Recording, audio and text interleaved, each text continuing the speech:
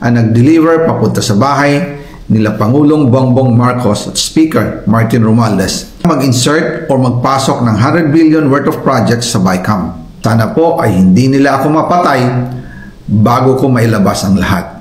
Ginawa ko lang ang utos sa akin, pero ngayon, handa na akong harapin ang lahat. Ginagamit ng administrasyon ang buong resources ng bansa para tumahimik ako. That he will shoot me if I will talk. Gagamitin ako bilang panakipbutas sa kanilang kampanya laban sa korupsyon. Hindi na ako mananahimik, ilalabas ko ang lahat ng katotohanan.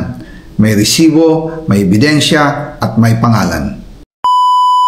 Para sa bawat Pilipino, alam ko na buo ang galit ninyo sa akin ngayon. Nauunawaan ko rin kung bakit. Lalo na at malaki ang halagang nakataya. Pero bago kayo humusga, hayaan ninyong ipaliwanag ko ang buong katotohanan. Matagal akong hindi nagsalita dahil may direktang utos sa akin. Huwag nang bumalik ng Pilipinas at manahimik na lamang. Umalis ako noong July 19, 2025 para sa aking medical check-up.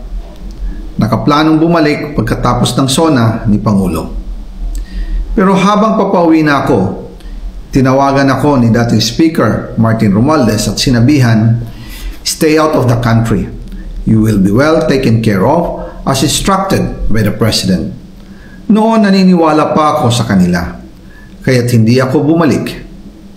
Tumikom ang aking bibig, sumunod ako, pero ang hindi ko alam, ang ibig pala nilang sabihin sa aalagaan ka namin ay gagamitin ako bilang panakipbutas sa kanilang kampanya laban sa korupsyon. Ginawa nila akong poster boy ng kanilang sariling kasinungalingan. Ngayon, hindi na ako mananahimik, ilalabas ko ang lahat ng katotohanan. May resibo, may ebidensya, at may pangalan. Nagsimula ito nung tumawag si Sekmina Pangandaman sa akin nung nag-umpisa ang BICAM process last year, 2024. Ang sabi niya, katatapos lang ng meeting nila ni Pangulo at may instructions na mag-insert o magpasok ng 100 billion worth of projects sa BICAM. At sinabi pa ni Sekmina, you can confirm with Yusek Adrian Bersamin dahil magkasama sila sa meeting ni Pangulong BBM noong araw na yon. Tinawagan ko po agad si Yusek Adrian Bersamin at tinanong ko kung may instruction nga ba ang Pangulo na magpasok ng 100 billion during their meeting. Ang sabi niya ay totoo nga po. Right after our conversation, tinawagan ko po si dating Speaker Martin Romualdez at nireport ko ang instructions ng Presidente to insert the 100 billion projects. At sinabi niya sa akin, what the President wants, he gets. After ng ilang araw, nag-set po ng meeting si Sekmina Pangandaman at Yusek Adrian Bersamin sa amin ni dating Speaker Martin Romualdez sa Aguado Building in front of Gate 4 ng Malacanang at nandun din po si Yusek Jojo Cadiz. During the meeting, binigay po ni Yusek Adrian Bersamin ang listahan na worth 100 billion.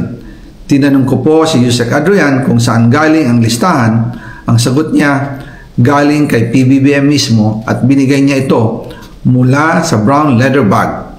Nung sinabi po ni Yusek Adrian Bersamin yung brown leather bag, naalala ko noong nasa Singapore kami right after the elections of May 2022 sa Hilton Hotel, kami ni dating Speaker Martin and PBBM habang pauwi at pabalik ng Pilipinas, hinabol ng PSG ang brown leather bag at ang sabi ni PBBM, maiwan na lahat, wag lang ang brown leather bag. Kaya naniwala ako na utos talaga ito ng Pangulo. Pagkatapos ng ilang araw, I informed sina dating Speaker Martin Romualdez, Sekmina Pangandaman, Yusek Adrian Bersamin, and Yusek Jojo Cadiz na kung pwede 50 billion lang ang ipasok sa program funds dahil so sobra ang DPWH funds versus sa DepEd. In practice, hindi pwede na mas malaki ang budget ng DPWH kaysa edukasyon. And yung balance na 50 billion, ilagay na lang sa program funds for the 2025 budget.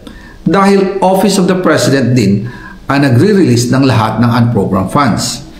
Pagkatapos ng isang araw, Tinawagan ako ni Sec Mina at sinabi ang mensahe ng Pangulo.